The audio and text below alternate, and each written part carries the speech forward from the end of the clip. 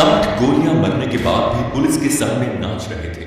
बचपन में माँ बाप ने उसका नाम सुखबीर रखा, पर वो बड़ा होकर सुखा निकला। माँ बाप के सपने कुछ और थे, लेकिन बेटा किसी और ही रास्ते पर निकल पड़ा। बच्चे माँ बाप के जीवन को तपस्या होते हैं, जो बड़े होकर उनकी परवरिश का आईना बनते हैं। लेकिन सोचिए उन माँ बाप के दिल पर क्या बीती होगी, जिनका बेटा या बेटी अपराध के गंदे और घिनौने रास्ते पर बेखौफ और बेरोक-टोक चला जाए। ऐसा लगता है जैसे पूरे जीवन की जमा पूंजी एक ही झटके में लुट गए, और इस लूट की कहीं कोई शिकायत नहीं कर सकते, क्योंकि इसकी कोई सुनवाई नहीं होती। उल्टा सवाल परवरिश पर ही उठ जाता है। सुखा कहलवा अपने जमाने का पंजाब का नंबर 1 गैंगस्टर था। आइए जानते हैं इसके जीवन की अनकही कहानी हमारे आज के इस वीडियो में, तो आखिर तक जरूर साथ रहिएगा। एक ऐसा गैंगस्टर जिसने सोशल मीडिया को अपना हथियार बना लिया। माँ बाप ने उसका नाम बड़े प्यार से सुखबीर रखा, लेकिन जुर्म की दुनिया ने उसे सुखा के नाम से फेमस कर दिया। पंजाब के करतारपुर में स्थित गांव कहलवा में उसका जन्म हुआ। पंजाब का कहलवा गांव इसलिए भी जाना जाता है क्योंकि यहाँ हर दूसरे घर में रहने वाले सभी व्यक्तियों में से कोई ना कोई देश विदेश में जरूर रहता है। अमेरिका, कनाडा, ऑस्ट्रेलिया जैसे देशों में यहाँ के लोग रहा करते थे। जो यहाँ रहते थे उनके मन में भी विदेशों में रहने के लिए जबरदस्त एक्साइटमेंट होती थी। उनकी जिंदगी का एक ही मोटो रहता था कि वो किसी तरीके से वीजा का जुगाड़ करें और विदेश में जाकर रहे। विदेशों में रहने की चाहत सुखबीर सिंह की फैमिली में भी थी।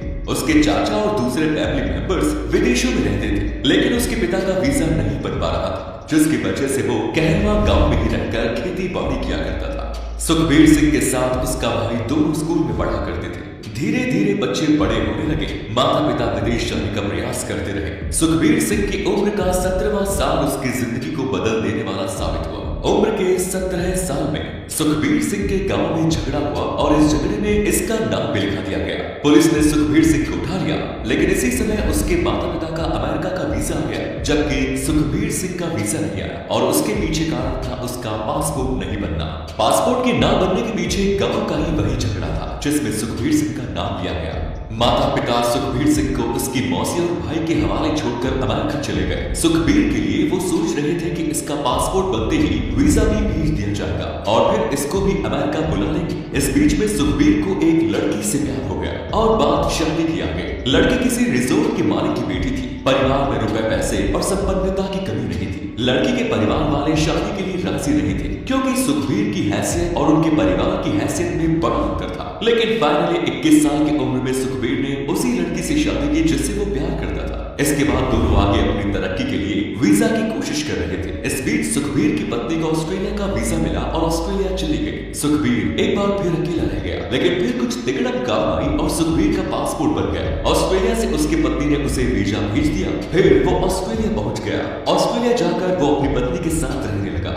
कुछ दिन तो सब कुछ ठीक ठाक चला, लेकिन सुखबीर बेरोजगार था। उसकी पत्नी जॉब करती थी। सुखबीर घर में रहकर घर के काम किया करता था। आगे चलकर दोनों में झगड़े होने लगे और एक फाइनली एक दिन सुखबीर अपनी बीवी को बिना बताए इंडिया वापस आ गया। उसकी मुलाकात कुछ ऐसे लोगों से हुई जो जुर्म की दुनिया में काम कर रहे थे। यहीं से उसके भी अपराध की दुनिया में आने का रास्ता खुला। आगे चलकर उसने कत्ल किया, जिसके आरोप में उसे पकड़ा गया। इस बीच सुखा की बीवी ऑस्ट्रेलिया से हिंदुस्तान आई और उसे सुखा के कारनामों के बारे में पता चला, तो उसने सुखा से डाइवोर्स ले लिया। उसकी पत्नी ऑस्ट्रेलिया चली गई और सुखा कहलवा गांव छोड़कर जालंधर चला गया। इसके बाद सुखा कहलवा ने कई हत्याएं की। उसके ऊपर हत्या, लूट, डकैती, रोबरी, अवैध वसूली जैसे कई मामले चलने लगे। इस बीच वो जेल में चला गया, लेकिन जेल में रहकर उसने अपने कारनामे जारी रखे। सोशल मीडिया का उसने काफी अच्छा इस्तेमाल किया। जेल में रहकर वो जेल के भीतर की तस्वीरें, वीडियो अपलोड करता था। साथ ही अपने जितने भी अपराध उसने किए उन अपराध की कहानियां काफी बढ़ चढ़कर उसने अपलोड की। देखते ही देखते सोशल मीडिया पर उसके फॉलोअर्स भी बढ़ते चले गए और आगे चलकर इनकी संख्या लाखों में हो गई। आगे चलकर ये पंजाब का सबसे बड़ा गैंगस्टर बन गया। लेकिन इधर अधिकारियों के कान खड़े हो गए। जेल में मोबाइल अलाउ नहीं था और ये मोबाइल का धड़ल्ले से इस्तेमाल कर रहा था। जेल के भीतर की तस्वीरें सोशल मीडिया पर अपलोड कर रहा था। सुखा कहलवा की पुलिस से 4 मुठभेड़ हुई, मगर उसकी किस्मत अच्छी थी कि उन 4 में वो बच गया।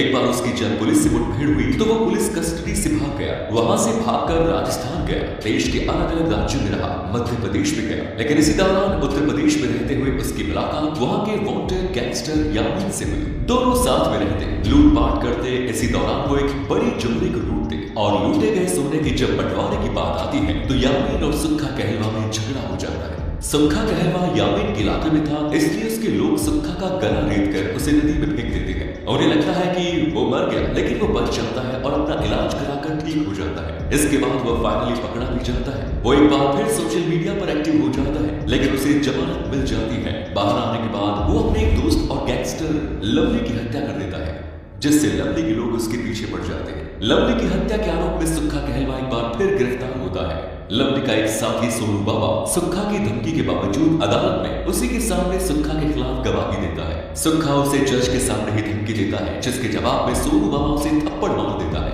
लेकिन सुक्खा कहलवा अपनी धमकी पर अमल करने वाले लोगों में से था, जिसके चलते सोनू बाबा को डर लगने लगा कि जिस दिन सुक्खा बाहर आएगा वो उसे जान से मार देगा। इसलिए उसने सुक्खा को मारने की सुपारी पंजाब के दूसरे गैंगस्टर विक्की कौंडल को दे दी। 21 जनवरी 2015 को सुक्खा कहलवा की पेशी थी और ये पेशी लवली मर्डर केस में थी।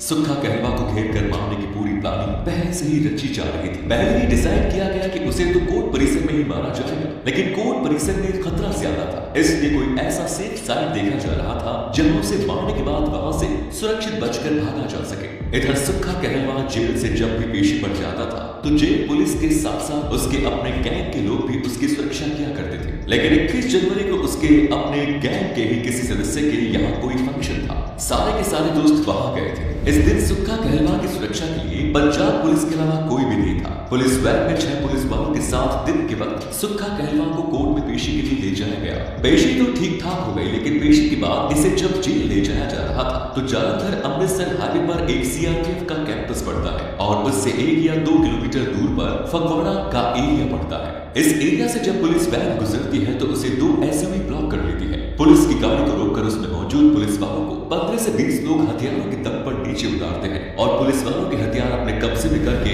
उन्हें एक तरफ खड़ा कर देते हैं। उसी वैन में एक दूसरा कैदी भी मौजूद रहता है। उसे छोड़कर सभी की बंदूकों का निशाना सुक्खा कहलवा की तरफ आ जाता है। गोलियां चलना शुरू हो जाती हैं, तो कम से कम 7 से 8 मिनट तक गोलियां चलती हैं और जब उन्हें ये लगता है कि अब सुक्खा कहलवा अब मर चुका है तो वो गोलियां चलाना बंद कर देते हैं। पुलिस वालों से वैन की चाबी लेकर सुक्खा कहलवा की लाश बाहर निकालते हैं, उसे सड़क पर रखते हैं और उसके चारों तरफ भांगड़ा डांस करते हैं। उसके बाद पुलिस वालों के हथियार उन्हें देकर वहां से चुपचाप निकल जाते हैं।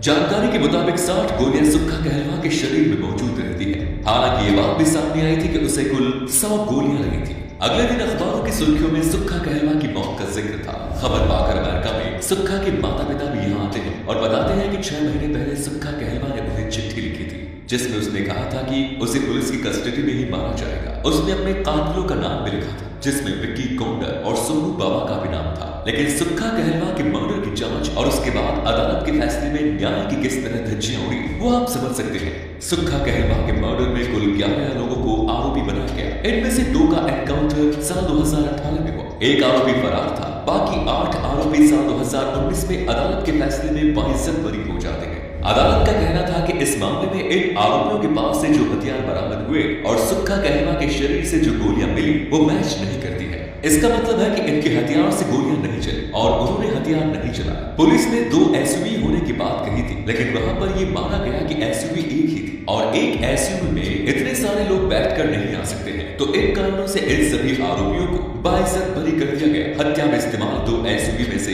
एक को तो पकड़ा गया था, लेकिन दूसरे का पता नहीं चला। बाद में इस हत्या में शामिल ये एसयूवी पंजाब पुलिस के इंस्पेक्टर इंद्रजीत के प्रीमाइसेस में मिली। बाद में इस इंस्पेक्टर की भी गिरफ्तारी हुई, लेकिन ड्रग्स और दूसरे मामले में इन्हें अरेस्ट किया गया। ये बात भी सामने आई कि सुक्खा कहलवा की हत्या बाकायदा अपराधियों के साथ पंजाब पुलिस की सांठगांठ का नतीजा थी। आपका इस मामले में क्या कहना है कमेंट बॉक्स में जरूर कहिए। लेकिन ये बात तो तय है कि हर अपराधी के तीर ही अंजाम होते हैं, या तो जेल की काली कोठरी या फिर पुलिस की गोली या दुश्मन की गोली। सुक्खा कहलवा का अंजाम दुश्मन की गोली था। उम्मीद करते हैं वीडियो आपको पसंद आया होगा। फिर मिलेंगे नए वीडियो में, तब तक